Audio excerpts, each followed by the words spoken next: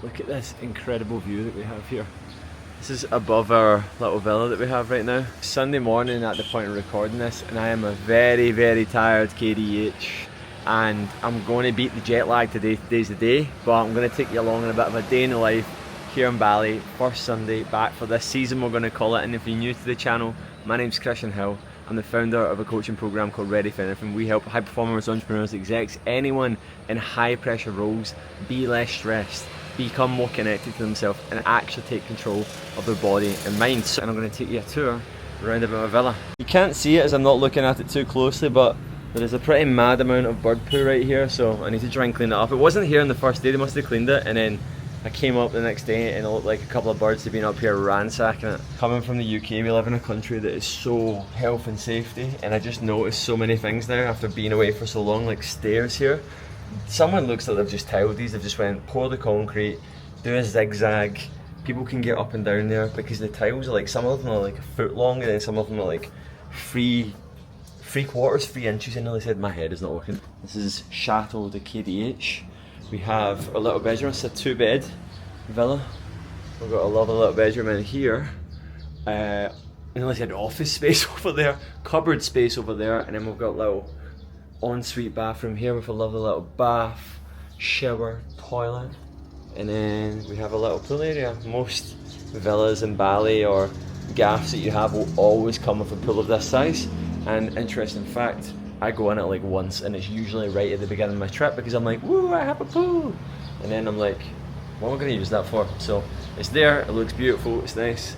And then this is a little living area here. That couch is so comfy. How good is that couch, Julie? Oh, so good. So we always look, 2 big things that we always look for. A good couch, and then we need to make sure we've got a washing machine because they do washings here. They have like laundrettes, but they destroy your clothes. They're very cheap. They're very fast, but they're quite unreliable as well because they load them up, so you can be going there with your washing sometimes like, it'll be ready today, sir, and you take it in and you come back and you're like, is it ready? They're like, 2 more days. And then we have this other little room here that we have not even used. I'm probably going to rent an office space, so that's a cool thing about Bali. It's got a little ensuite as well in here. So Ailey's going to head out a run. I'm going to go on a nice big walk. It is 10 to 8 right now. The sun is shining, the sky is blue. We're going to go to the Sessy route. This is, if anyone's looking to run somewhere in Canggu, you come to the Sessy route, we call it. Go and look at my Strava and you see it's like a big S bend.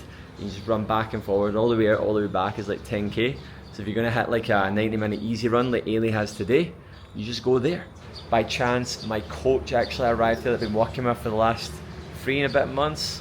And one of my best friends from Russia came here as well. So I don't believe in coincidences, ladies and gents. You're probably going to have to put up with this quite a lot today because I can't speak properly because I am so tired today. I've slept like 3 hours. But we're just going to roll with it and we're going to go with it. So let's go and cut about Canggu today. I'm going to get a bit of a lift in, walk about, get some food, relax, do some content, get my life in order for heading into the week so I can crush a massive week. But let's go.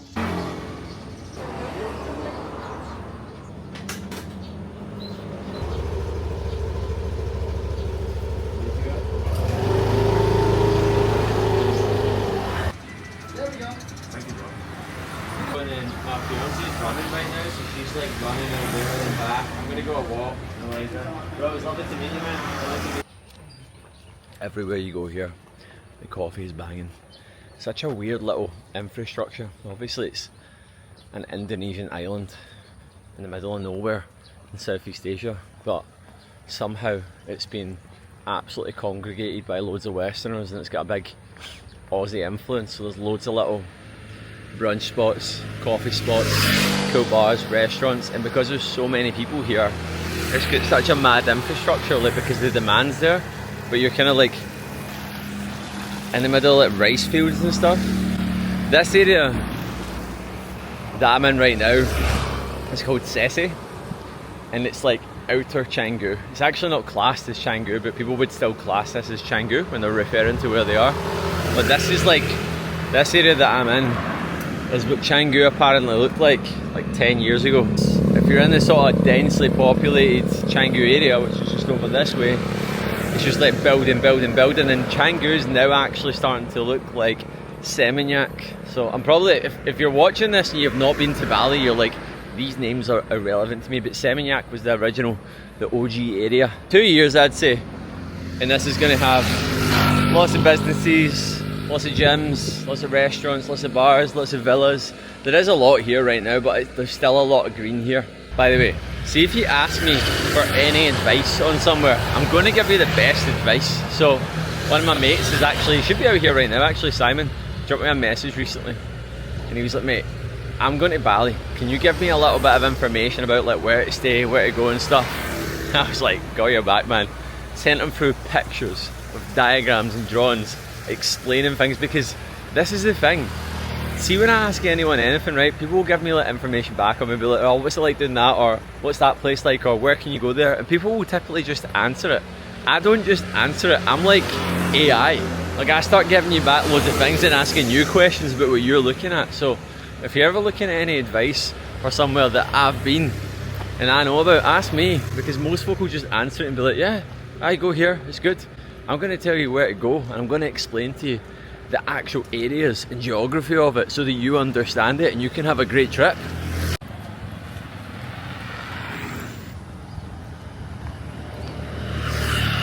I've just been sat here for the last 25 minutes and just lost myself in a little trance. Look at this.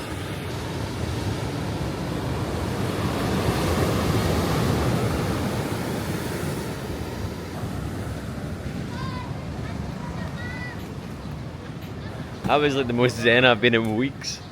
It just shows you when there's been so much travelling happening, so many different moving parts going on. I've been practicing that every single morning, and I felt like there's been like this sort of like disconnect. Like I've not been able to like pop through this like level that like I've previously got into. I suppose that's why they call it a practice, isn't it? And man, just sat there by the ocean, myself. There's a few folk chilling, reading books. The dogs were kicking about. Oh, I feel like I took drugs there. But as I was sat there, it was so hot. Good thing I've got a bit of sun cream on, because I was sat there for about 30 minutes. Plan was actually to smash a massive walk, so I got some steps to catch up on.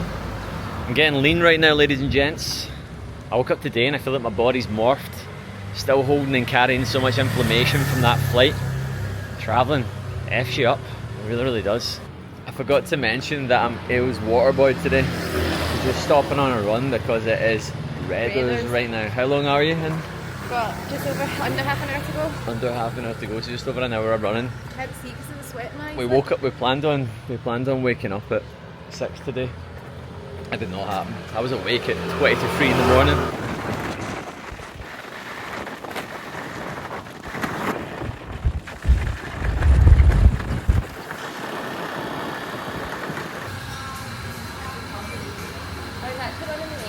Guys, I just want to say massive thank you. That's me at 1.41 subs. I've been chasing this for ages. Over the last, I don't know, 7-8 weeks, I've managed to take my subscribers from 500 to 1,410. So I just want to say a massive thank you. Make sure you've hit subscribe to the channel, and I appreciate it when you can see like growth like this and it's so measurable. It becomes so addictive and it becomes like so just easy to do as well. So I just want to say from the bottom of my heart, thank you so much. So this is actually one of our OG restaurants we've been coming to for the last couple of years. It's called Tiga, and this gran is amazing. Please excuse my helmet here. This is actually underneath our gym, which is a godsend by the way, because see when you leave your scooter out in the sunshine and then that seat heats up, man, it's toasty on your backside. It's like the downstairs reception area. It's a huge like functional area over there. I trained in there the other day, but you can come down here and work and stuff. I don't know how you would get any work done with the tunes on, but that's what it's for anyway. This is a big massive mirror that I recognise because my man Lou, I nearly walked into it there. My man Lewis McFarlane actually got us to train in here because this is where he's training. And this is where he takes his taps off photos post workout. This is what it is, ladies and gents, if anyone follows Lewis. Oh, it's so nice and air conditioned in here.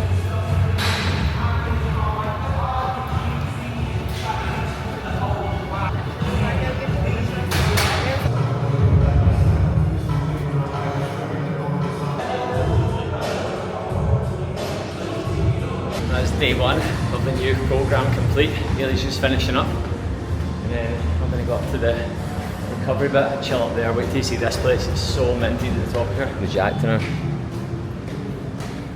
Hey bro. Hello. You caught me checking myself out.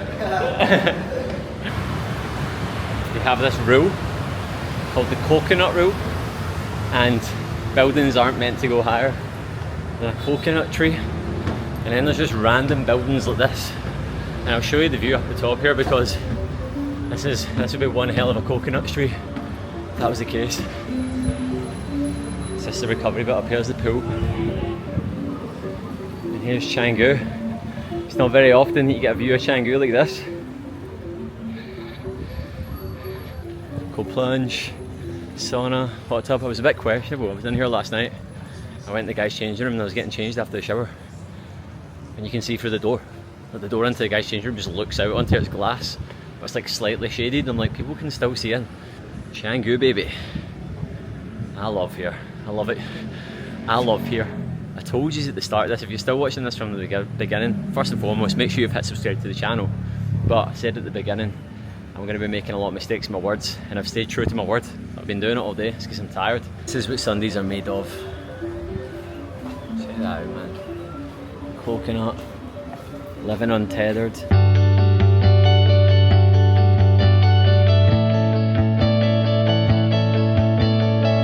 No joke, we just got this and she just hammered the full thing in like one go. Look at the size of mine, look at the size of mine compared to hers. So I ordered a turbo latte. So this thing's got like 36 grams of protein in it, and it's full of peanut butter. It's basically a coffee, it's just so dense, and it was the best coffee I've ever had in my life, man. It's like a meal. Guys, I'm struggling big time. Can't even get my words out. Guys, I'm struggling big time. It's 25 to 5 right now. I've just sat down to plan out the week, content, YouTube, made a couple of posts for Instagram right there, and I feel sick. I feel like I've been in the back of a car and I've got like car sick right now. It's exhaustion kicking in. Myself and Ailey are going to head out for some food soon, and then just have an early night, chill out, get something on the TV, and just set the standard for a nice early Monday to kick off a really, really productive week. And I realised that I said I was going to share some wisdom and philosophy from what I've learned from the week. So I had an incredible chat yesterday with one of our clients, and this client is going through a lot of change, letting go of a lot of old, outdated systems, belief patterns, ways that they've just held everything together for so long. When we started working with them, there was a void they just couldn't put their finger on, and they've let go and they're in this spot. They just feel phenomenal right now. But what they're beginning to notice is parts of their life that they're realising that they are responsible for, specifically in their children. They're really noticing tendencies that they have because they're now letting them go. This is very normal. What I said to this person is that there is a hypothetical universe where you were ignorantly blessed to this and you never took any responsibility of it and you continued pushing through. But you're at the point right now where you've realised these things, and that's great. And here's a newsflash for you. Nobody's perfect. Everyone's working their way through stuff, but there are so many people, especially with children, that take zero responsibility of their energy, their body, their mindset, their relationship with themselves, how they speak, how they think, how they act. And as soon as their children start struggling with it, they just label their child as this person that's anxious, that is always stressed, that's a worrier. But actually, they don't even realise that it's them that's passed it on. So you might be in a party right now where you're actually going through a lot of change. You maybe recognise things like this as well, and maybe you need to hear that it's actually okay, because there's things that, as I've went through so many different iterations of change in my journey, and there's things I look back at, even in recent past, where I'm like, I can't believe I said that. Even a video I done last year on YouTube where I was like hell-bent on like entrepreneurs don't take days off. This was only like last October, and now I'm like, that is terrible advice. So we're going to keep going through this chamber of change, and that's where I was at that season of life. So don't get hung up on it, and flip the perspective and understand that you can look at this two ways. You can look at it as something that, oh my God, I done this and I caused this and it was me that created this. Or you can look at it through a lens of prosperity and realise that you have the power to change this, and actually most folk are just in denial about it and never actually get to the point of even acknowledging this kind of stuff. So yeah, I hope that's some wisdom, and I hope that landed, I hope that resonated. You might not even have children, but you might be able to take that and kind of take it into your life in some other way anyway. Anyway guys, do me a massive favour, make sure you've hit subscribe to the channel, and if you're interested in working with me, you know where to go. The link is in my bio. All you need to do is shoot me a DM and we can get cracking. We can start getting you more connected, get you thriving in your body and your mind and your health, instead of actually operating in that place where you know there's that little void there that you can't put your finger on it. So, speak to you soon. See you later. Goodbye.